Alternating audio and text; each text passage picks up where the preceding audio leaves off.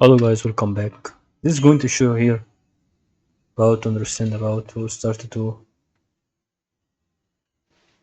satisfied with the progress. That is still really important to deal with. What we're gonna start to see as you can understand this possible on the way that is still to be ready right now to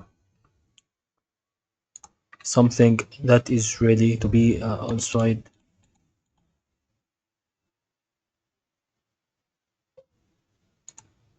and we can start right now to know what we save in Figma.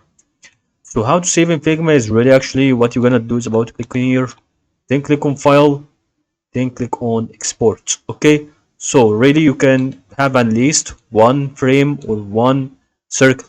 Now what you're gonna do is about start to go over here on the export, then start right here to go with that on the png and then export it. And that is really how you save it. You can actually save it, download it, and that is all about help.